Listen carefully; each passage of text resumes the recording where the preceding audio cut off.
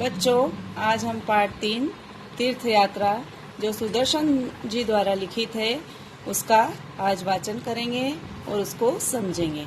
आप पहले कठिन वर्ड पढ़िए और उसके बाद पूरा पाठ पढ़िए और फिर इस अर्थ को समझिए।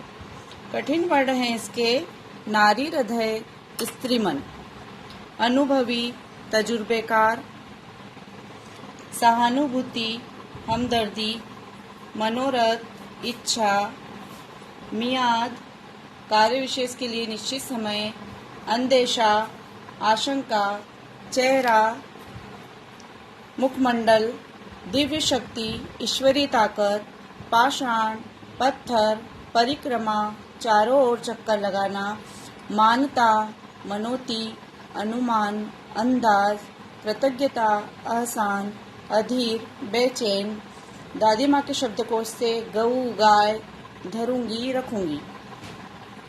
तो आज हम तीर्थ यात्रा पाठ समझेंगे। तीर्थ यात्रा एक ऐसी कहानी है जो निस्वार्थ भाव से सेवा भाव को दर्शाती है, परोपकार को दर्शाती है। यहाँ पर इसकी जो पात्र है वो लाजवंती है और यहाँ लाजवंती के बारे में यह बताया गया है कि उसके कई पुत्र हुए और पैदा होते ही कोई न कोई बीमारी के कारण वह शांत हो गए। अब उसका एक बेटा था जिसका नाम था हेमराज।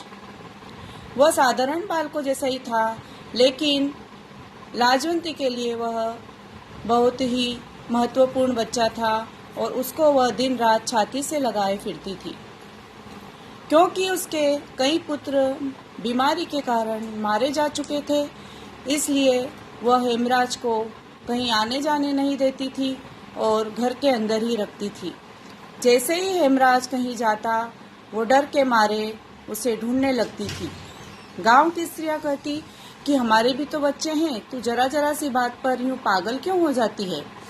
लाजवंती यह सुनती तो उसकी आंखों में आंसू लहराने लगते और भर्राए स्वर में वह उत्तर देती, क्या कहूँ, मेरा जी डर जाता है। इस समय उसे अपने मरे हुए पुत्र याद आ जाते हैं और उसका मन भय से बैठ जाता है। इसलिए वह चाहती है कि हेमराज को बुरी नजर न लगे, इसलिए वह उसे घर के अंदर ही रखती है। एक दिन क्या होता है कि जब वह गाय का दूध दूह रही होती है, दूध दोहना मतलब गाय का दूध निकालना, उस समय हेमराज उसके पास आकर बोलता है, माँ, मेरा जोरों से सर दर्द हो रहा है। यह सुनकर वह घबरा जाती है और वह दौड़कर जो वहाँ का दुर्गादास वैद्य था उसके पास जाती है। उसने कई लोगों को ठीक किए थे, इसलिए वह चिंतित होकर उसके पास जाती है और जाकर कहती है, वैद्य जी, मेरा बेटा हेम बीमार है, आप जरूर चलिए और उसे देखिए, उसे क्या हुआ है, कहीं बुखार तो नहीं। वैद्य जी आते हैं और हेमराज को देखते हैं। हेमराज बेसुध पड़ा हुआ था और उसको तेज बुखार था। उसने कहा कि कैसे भी करके मेरे बेटे को बचा लीजिए और मैं ये आपका एहसान जिंदगी भर नहीं भूलूंगी। अब लाजवंती का जो पति था वो दूसरे शहर में नौकर था, उसे भी वह तार देकर बुला लेती है और हेमराज का इलाज बहुत ही सावधानी पूर्वक चलता है। वैद्य जी, दुर्गादास जी कहते हैं कि यह बुखार इसको मियादी बुखार है, किसी विशेष अवधि को लेकर यह पूरा होगा तो 21वें दिन इसका बुखार उतरेगा। अब 11 दिन हो चुके हैं और बुखार उतरने का कोई अंदेशा नहीं है। अब आज 21वां दिन था और वह घबरा रही थी।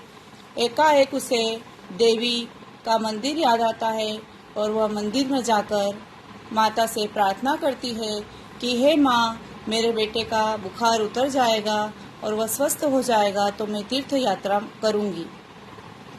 जैसे ही वो घर आकर देखती है तो संकट टल जाता है और उसके बच्चे का बुखार उतर जाता है।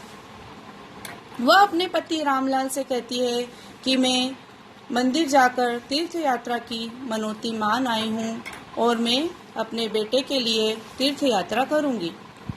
रामलाल कहता है कि मैं तीर्थ यात्रा का खर्च जुटा दूँ, उस बार तुम तीर्थ यात्रा कर आना। अब वह नौकरी पर चला जाता है और धीरे धीरे वह पैसे जुटाती है और वो 200 रुपये इकट्ठा करती है। अब वह जाने की तैयारी करती है और गांव वाले लोगों को इकट्ठा करती है और तीर्थ यात्रा जाने के लिए वह तैयार होती है। एकाएक उसे रात को आवाज़ सुनाई देती है। वह आवाज़ रोने की थी और उसकी पड़ोसन हरो की थी। अब वह जाकर छत से झांकने लगती है और पड़ोसन से पूछती है, हरो तुम क्यों रो रही हो? तुम्हारा दुख मेरा दुख है, मुझसे कुछ ना छुपाओ, मुझे बताओ।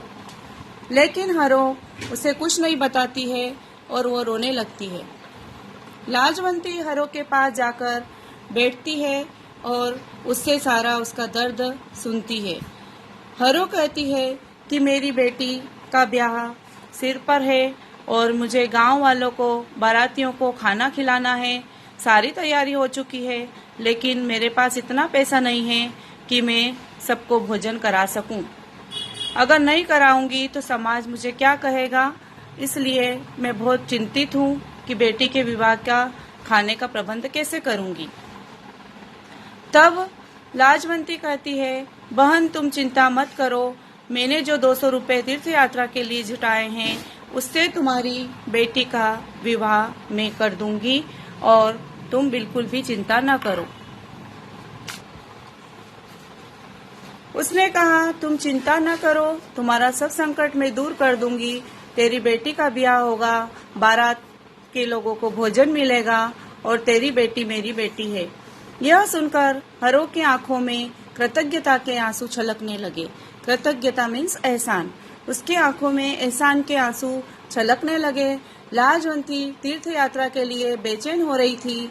उसे हरिद्वार, मथुरा, वृंदावन चारों धाम की यात्रा करनी थी, लेकिन उसने ऐसा न करते हुए जो तीर्थ यात्रा के 200 रुपये जुटाए थे वह पूरे रुपये ऐसा कैसे उसके हाथ में दे दिए और हरो के सामने उसने कहा कि तुम अपनी बेटी का विवाह इससे करना और मैं अधिक प्रसन्न हूँ, क्योंकि सच्चा सुख त्याग में ही है। तो बच्चों, जिस प्रकार उसने मानव सेवा की, अपने तीर्थ यात्रा को न करते हुए अपने पैसे परोपकार में लगाए, निस्वार्थ भाव से उसने किसी निर्धन की मदद की।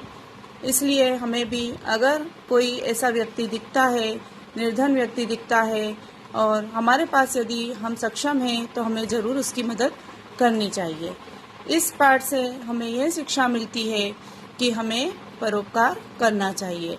जिस प्रकार वृक्ष परोपकार करते हैं वह हमें फल प्रदान करते हैं, नदियाँ जिस प्रकार हमें जल प्रदान करती हैं और परोपकार करती है, उसी प्रकार हमें भी परोपकार करना चाहिए।